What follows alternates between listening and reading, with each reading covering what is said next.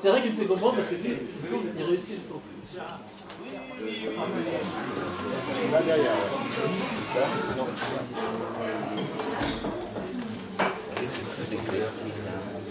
C'est dans les films français. Ouais, là, c'est films français. Derrière nous, les films américains. Hein, ah bah il y a le film de Charlottetown.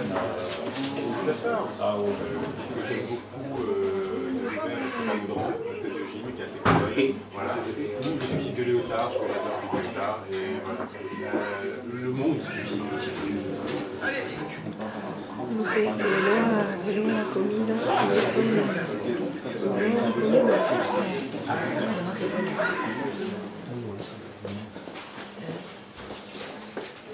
Je vous explique un peu comment ça s'est ficelé. J'ai discuté avec un collègue qui est là, Sébastien, et on parlait, il s'est mis à me parler de vous.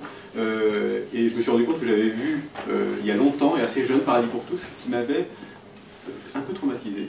À l'époque, je sais pas, j'en gardais un souvenir un peu, ça faisait partie de ces films-là, comme Orange Mécanique également. Voilà, c'est des films qui m'avaient vraiment marqué. Et il m'a dit, mais vois d'autres films d'Alain Jussieu, c'est impératif. Donc j'ai enchaîné avec Les Chiens. Et donc là, je me suis dit, donc, là, voilà, il faut faire venir ce monsieur. Donc voilà. Vous avez filmé de 64 à 97 et vous avez fait 9 longs métrages, ce qui est assez peu finalement. Et depuis, vous continuez vos caractéristiques avec l'écriture, oui, du roman. Vous écrivez. Hein. Cinéaste d'un cinéma d'anticipation, de la critique sociale, de la société de consommation, du divertissement, le jeunisme, le sécuritaire, des villes nouvelles transfigurées, la marchandisation du bonheur. Hein, on a l'impression aujourd'hui que ce sont des thèmes qui sont un peu d'actualité, mais à l'époque, ils l'étaient beaucoup moins. Et c'est pour ça qu'on vous a souvent qualifié de visionnaire, de cinéaste visionnaire. J'avais le choix ou faire une école de cinéma ou à l'époque faire de l'apprentissage, c'est de travailler directement comme Grouillot. Et j'ai choisi cette solution. J'avais, en fait, une des raisons de ma passion, c'est que j'avais mon meilleur ami qui, lui, alors était musicien et qui était le neveu de Julien Duvivier. Et on avait, à l'époque, le jour de congé, c'était le jeudi, et le jeudi, on se planquait derrière les décors et on pouvait aller dans les studios de cinéma voir les tournages. Enfin, on se cachait, on regardait ça vraiment. On essayait de pas trop se manifester parce qu'on nous autorisait, mais tout juste, quoi. Et je trouvais absolument extraordinaire ces gens qui travaillaient dans une usine, et c'était ce qu'on appelle l'usine à rêve. Ouais. Et alors le paradoxe, c'est que en dehors de mon premier film, j'ai très peu tourné en studio, alors que c'est que là qu'est né votre et surtout, j'aurais aimé pouvoir continuer de tourner en studio, parce que vous pouvez concevoir un décor selon votre imagination de la dramaturgie du film. Je comprends très bien Polanski, qui presque dans tous ses films tourne en studio. C'est la naissance vraiment du cinéma, le studio. Donc, premier contact, en fait, vous êtes, je crois, stagiaire sur le plateau de Casque d'Or de Jacques Becker. Oui, mais alors on était... Qu'est-ce que vous faisiez concrètement? Parce que je faisais, quand il y avait un playback, je faisais tourner les disques, quand il y avait des mégots ramassés, je ramassais des mégots. Grouillot, même quand j'étais stagiaire sur Madame 2, on tournait en décor. Madame 2 de Ophuls, Max Ophuls. Je ramassais le crottin de cheval, les calèches qui stationnaient au pont, mais c'était magnifique parce que je travaillais dans le métier que je voulais faire. Et à l'époque, le cinéma s'apparentait assez bien, comment dirais-je, un petit peu à l'apprentissage, pas de bizutage, mais on voulait voir si les gens qui voulaient faire ce métier étaient prêts à faire les tâches les plus obscures et les plus ingrates. Ouais. Et c'était un test. Ouais. Et on aime bien. C'était une école. On aimait bien vous tester comme ça. Et puis quand ils sentaient que vraiment vous aviez le feu sacré, ben, après vous étiez adopté. C'était très dur hein, quand même. Vous voyez, le jour se lève, l'ouvrier du jour se lève en dit beaucoup plus long que si vous voyez un type qui travaille sur sa machine-outil. Parce que c'était l'idéal de l'époque, c'était le Front populaire, mais à travers un cliché. Bon. Ce qu'on appelait le réalisme poétique. Exactement, exactement. Donc c'est la poésie en fait du quotidien. Oui, et quelque part, ça en disait beaucoup plus long sur... Mais malheureusement, il y a eu un moment où on ne pouvait plus continuer dans cette voie-là.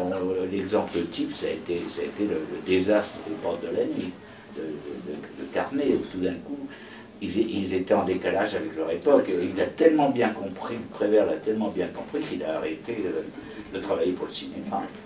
Vous êtes nouvelle vague ou pas trop nouvelle vague, pas trop nouvelle vague? Écoutez, il faut pas se leurrer. Moi, quand j'ai commencé dans ce métier, parce que votre premier cours, c'était hors de question, c'était en 57. Oui. 57. Il était hors de question de faire un long métrage avant d'avoir été assistant. Et le premier long métrage, dans le meilleur des cas, on avait 40 ans. Et c'était une responsabilité énorme déjà. Il ne faut pas oublier que quand même les grands cinéastes, quand j'ai commencé dans ce métier, c'est des gens qui avaient démarré à 27, 28, 30 ans. Carnet, tous c'était... Donc le cinéma avait une tendance un petit peu à se minéraliser. C'était...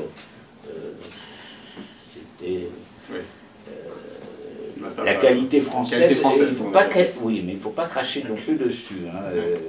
C'était quand même très important. Mais il y avait des vrais scénaristes, vous aviez des gens qui savaient écrire des dialogues. Bon.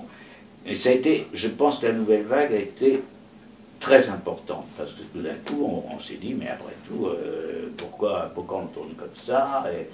Et le cinéma, la nouvelle vague a été très influencée par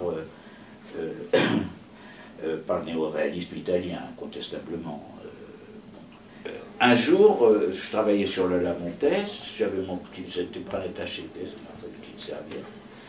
Et puis j'allais vérifier les accessoires la journée, etc. Puis tout d'un coup, je me suis dit, mais je travaille comme un fonctionnaire, j'ai rien pour les fonctionnaires. Enfin, c'était devenu un boulot plomb-plomb, quoi. J'étais deuxième assistant, puis je serais devenu premier, et puis bon, puis voilà, quoi.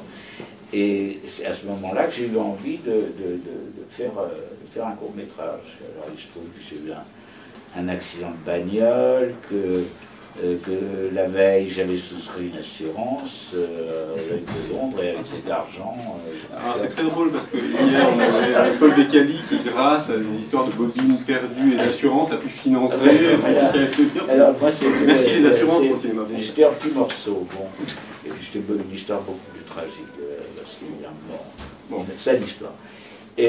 Mais quand même, et la deuxième, alors j'ai fait ce court-métrage, après j'ai eu beaucoup de mal, j'ai eu un prix, j'ai eu le prix Jean Vigo, et j'étais incapable de faire un autre court-métrage, j'arrivais pas à trouver d'argent pour faire un autre court-métrage. J'ai écrit La vie à l'envers. Et là, il ne faut pas se leurrer, j'étais un des premiers à bénéficier de ce qu'on appelle l'avance sur recette. C'était le CNC qui, vu d'un scénario, vous avance de l'argent. Alors, j'ai pu faire le film avec cet argent-là et avec beaucoup de dettes. Mais, par rapport à la nouvelle vague, c'était un film presque entièrement tourné en studio. Hein. Donc, il n'était pas du tout dans l'esthétique de la nouvelle vague. Voilà, mais j'ai bénéficié quand même du fait que, à l'époque, c'était vraiment un atout d'être jeune. Hein. Vraiment. La vie à l'envers, Charles Denner, qui a le rôle principal, Jean-Yann, pour la première fois, c'est son premier rôle au cinéma. C'est un film qu'aime beaucoup Martin Scorsese, j'ai vu ça. Oui. Et quand on voit le film, conseil de livre DVD, on en a 5, on n'en a pas beaucoup, donc jetez-vous sur ce livre DVD. Et le film est magnifique, et moi je comprends pourquoi Scorsese a aimé ce film. C'est l'histoire d'un personnage qui... c'est un homme qui trouve le bonheur en faisant le malheur des gens. En s'isolant progressivement, en se coupant du monde. Et le film est présenté à l'Institut de psychiatrie de Chicago, et puis dans tous les stages d'infirmiers en psychiatrie. Ce type est un psychotique.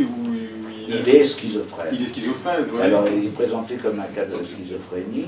Et alors c'est très bizarre parce que quand... C'est des thématiques qu'on va retrouver tout au long.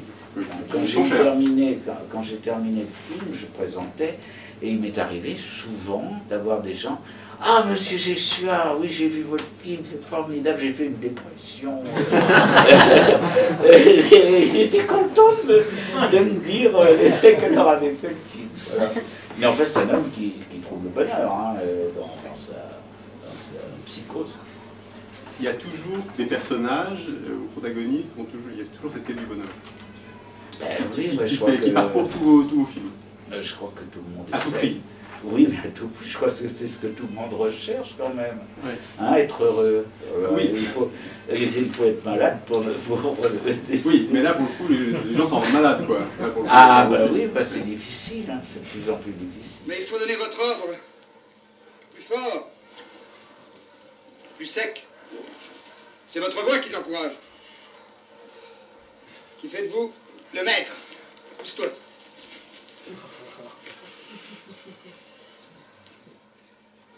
Léa, attaque! Attaque!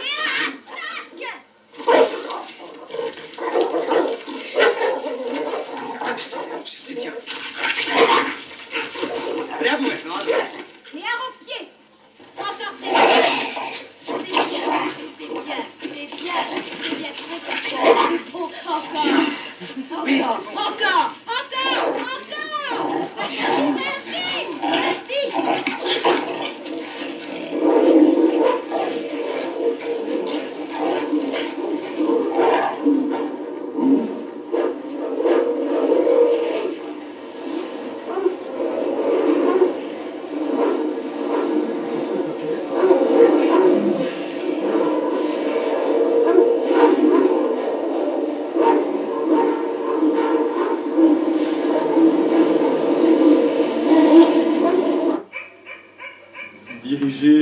à l'époque, il était... Alors le problème avec Gérard, c'est que même lorsqu'il est mauvais, il est toujours bon. Alors il faut faire très attention, parce que vous avez quand même des réveils, quand vous voyez les rushs, dit merde, il m'a eu... Mais c'est un exemple concret. Mais le concret, il est séduisant, il vous séduit, parce qu'il a un talent énorme. Il a un talent énorme. Alors même un mauvais Depardieu, c'est quand même toujours bon. Et il se dit...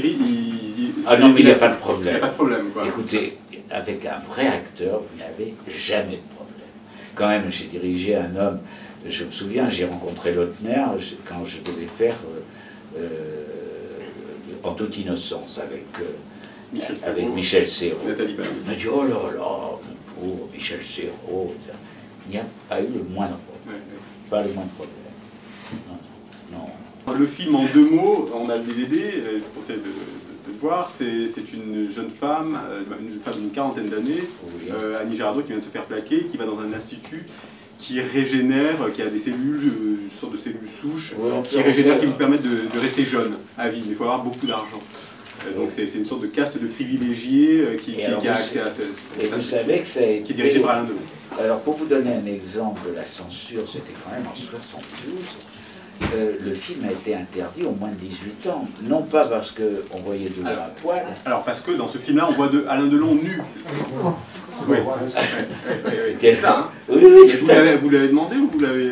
Ah ben ça c'était dans le scénario, mais il a été pris de court parce qu'il est arrivé sur le tournage, tout le monde était à poil. Alors il ne pouvait pas... Oui, mais c'était Alain Delon quand même.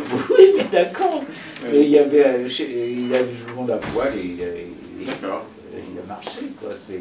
Mais le film était interdit au moins 18 ans, non pas à cause de la nudité d'Alain Delon, mais parce que j'ai eu une discussion avec le chef de cabinet c'était Rigaud, qui après était à RTL, et qui était chef de cabinet de Duhamel, qui était à l'époque ministre de la Culture. La culture, oui.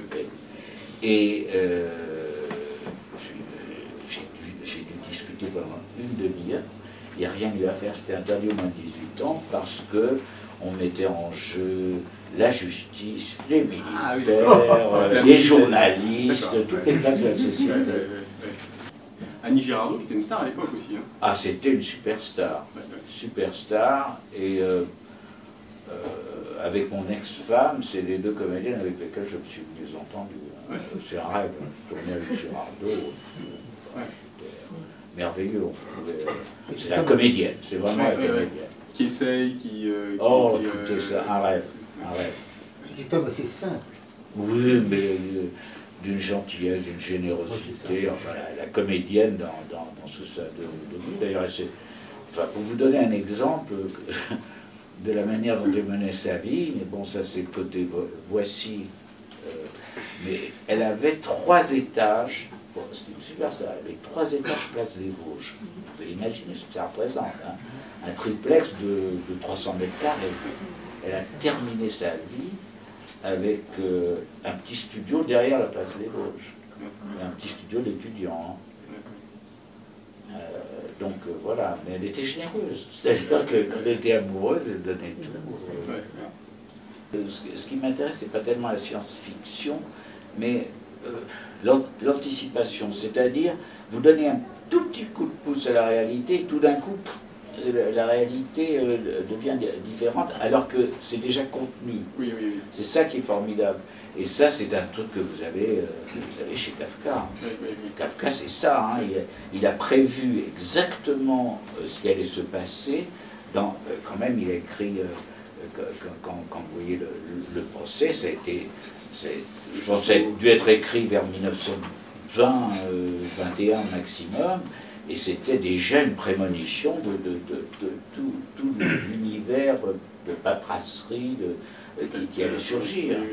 C'est-à-dire qu'en Californie, contrairement à New York, tout le monde est beau, pas gentil, ils sont bronzés forcément, puisqu'il y a du soleil. Et il se rend compte, il dit « Oh, what a wonderful tan you have today ». C'est vraiment la vie... l'injonction au bonheur. Voilà, exactement. Et je me suis dit, dans le fond, ça serait intéressant d'avoir une société où tout le monde est heureux, tout le monde est adapté, etc. C'est comme ça que c'est venu. Donc le flashage, je ne pensais pas que ça venait de la Californie. Voilà. Le thème du film, donc, c'est Patrick Devers, qui est au bord du suicide, qui fait d'ailleurs une tentative de suicide, et qui va se faire soigner par un médecin qui est compris par Jacques Dutronc, et qui va le flasher, c'est-à-dire... on le passe dans une machine. Une sorte de scanner, méfiez-vous. Et les gens sont totalement adaptés à toutes les circonstances. Donc ça devient l'employé modèle, ça devient l'amant modèle, tout est bien. Tout est bien. Il n'y a pas quelque chose qui est pas. Même lorsqu'il lui arrive un accident, il pense à ce qu'il y a de positif. Il dit que l'assurance va lui payer, ça va lui faire beaucoup d'argent, etc. Donc c'est assez... C'est un cauchemar, quoi. Voilà, c'est ça. Voilà.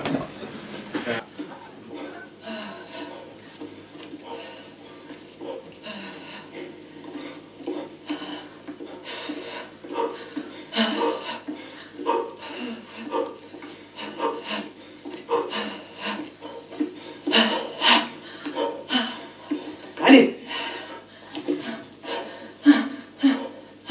Bien.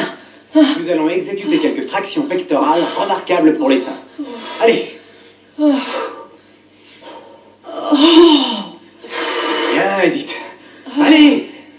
Allez, vite. Encore un petit effort. Bien, Edith. Allez.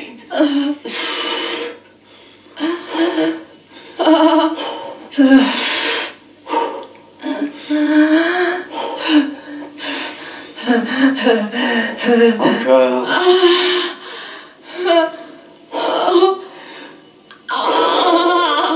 Encore. Allez. Allez. Allez.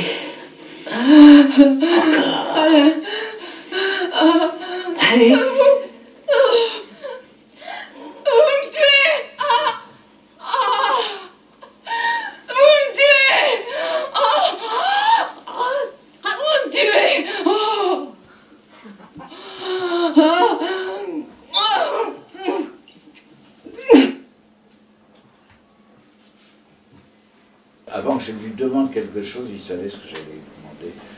C'était, il y a deux écoles d'acteurs, on parlait de Girardot tout à l'heure, je dirais que Girardot, comme Depardieu, ce sont des acteurs de la comédie, ce que j'appelle la commedia dell'arte, la tradition latine du jeu. C'est-à-dire qu'on joue, on sent, le spectateur sent sent l'acteur, et puis vous avez l'autre tradition qui est la tradition de l'acteur studio et de Stanislavski, où vraiment on s'investit totalement dans le personnage. Et c'était le cas de Patrick. Patrick, c'était ça. Et c'est ça le danger. C'est le danger quand vous mettez une telle intensité dans votre métier, l'homme se fragilise, ou la femme se fragilise, parce que vous ne pouvez pas constamment être un autre personnage. Il y a une fragilisation de la personnalité. Je pense que c'est ce qui lui est arrivé, c'est-à-dire qu'il a eu un coup dur, dirons-nous, sentimental, et il n'a pas supporté, et il s'est flingué. À l'époque, on ne pouvait travailler la couleur qu'avec des filtres. Et moi, je rêvais d'avoir de l'herbe rouge, un ciel vert, et ça, c'est un truc qu'on pourrait faire maintenant, et ça serait formidable. C'est ce que les directeurs de la photo disent. Ils disent que maintenant, on est arrivé à un point de technologique extraordinaire en termes esthétique, grâce au numérique. Il y a quand même un côté aussi très positif dans le numérique, c'est ça. Mais c'est plus que positif, le numérique, c'est quelque chose d'extraordinaire. Je vous donne un exemple. Vous avez Poulvord qui avait fait un film, C'est arrivé près de chez vous, hein, qui est vraiment un film intéressant. Noir et blanc, très intéressant. Ils ont mis presque un an à le tourner parce qu'il fallait trouver des véhicules, pas d'argent. Aujourd'hui, il l'aurait tourné en 3 semaines. Oui. Avec le numérique. Oui, c'est pas faux, c'est pas faux. Ça, c'est quand même très positif. Moi, j'ai un ami qui a tourné un film avec le Canon, avec l'appareil photo Canon, haute définition. Je défie quiconque de voir si ça a été tourné avec ça. Comment il a été reçu à l'époque? À l'époque, moyennement. Les gens étaient... c'est un film qui a choqué énormément. En plus, on m'a reproché quasiment d'avoir tué Patrick. Il faut le faire quand même, parce que... bon, j'y suis pour rien, moi, hein, dans le suicide. Non, c'était assez dur. Et puis après, les mêmes qui m'avaient défoncé pour le film magnifique. Je me sentais seul dans ce sens que c'était un film comme Les Chiens. Si je ne l'avais pas produit, je n'aurais jamais pu le faire. C'est ça la solitude, c'est quand vous n'arrivez pas à imposer les sujets parce que vous êtes à côté de ce qui se fait, un peu différent. Quoi. Mais la critique, comment la critique recevez-vous? Les cahiers positifs, qu'est-ce qu'ils disent? Oui, enfin, en général, la critique est très bonne 2 ans après. Quoi. Ah oui, d'accord. Mais vos films, ils marchaient parce que vous aviez quand même des castings assez conséquents. Ils ont marché, si vous voulez. Moi, ce qui m'a permis de m'en sortir, c'est qu'il y a eu un moment où des grosses sociétés ont acheté ce qu'on appelle des catalogues. Et j'ai pu revendre mes films. Mais je peux dire que après Paradis pour tous, où j'ai fait des films, j'ai fait Frankenstein 90, j'ai fait En toute innocence, qui sont des films de producteurs. Hein. En plus, il ne faut pas se leurrer. Des films pour faire de l'argent. Oui, pour tourner. Tourner, hein, parce que un petit peu, c'est pas de la cavalerie, mais un peu quand même. Bon. Et j'ai pu revendre mon catalogue. Mais j'ai vécu 7 ans de cauchemar, vraiment. Après Paradis pour tous. Oh, l'horreur. Pour finir, qu'est-ce que vous regardez aujourd'hui comme film? Quel réalisateur vous... J'ai vu que vous citiez, il y a un film dans vos interviews qui m'a marqué, c'était l'année dernière, j'ai trouvé formidable, c'était Margin Calls. C'est ça? Margin Call. Ah non, oui, c'est vrai. J'ai trouvé que c'était un film extraordinaire. sur le huis clos comme ça. Extraordinaire, avec une analyse de notre société, avec une cruauté, sans avoir l'air d'y toucher.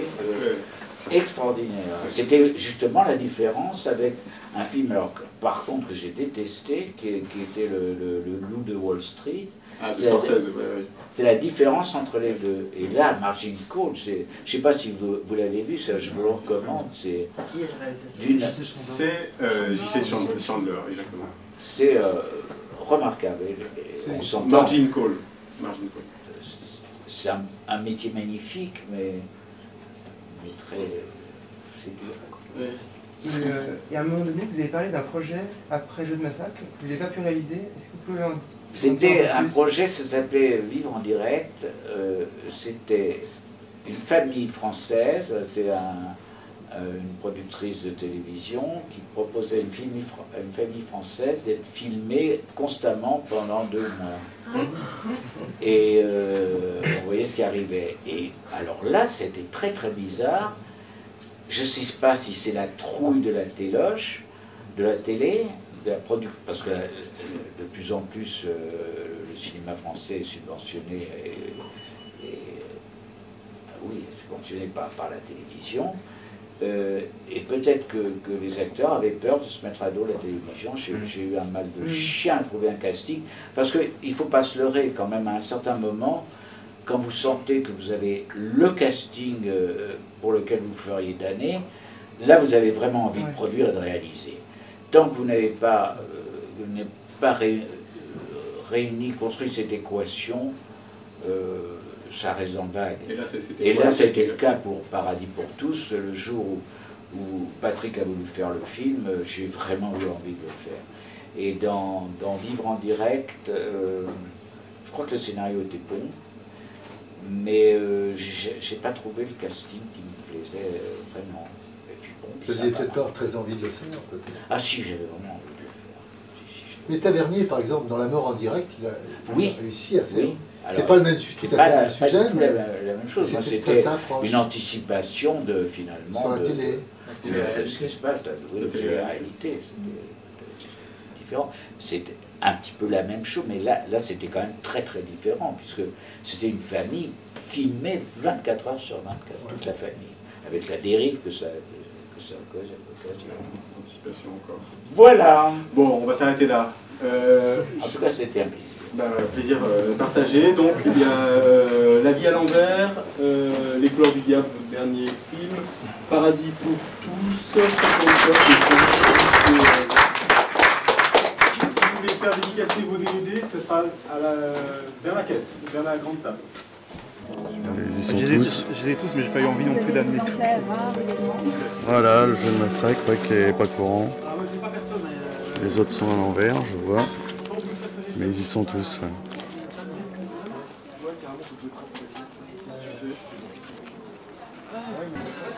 En toute innocence, en tout cas, je le trouve vraiment bien, quoi. Oui, je l'ai vu il y a longtemps et j'en ai un souvenir assez fort.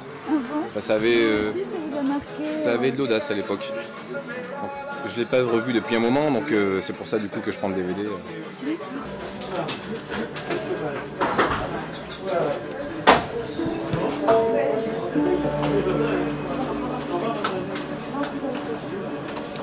C'est eux, Garance. Ah ben c'est les enfants du paradis, ben voilà. Vous savez que c'est drôle parce que mon fils, je l'ai appelé Frédéric à cause des enfants du paradis. Alors oui, on y vient envers un peu, mais...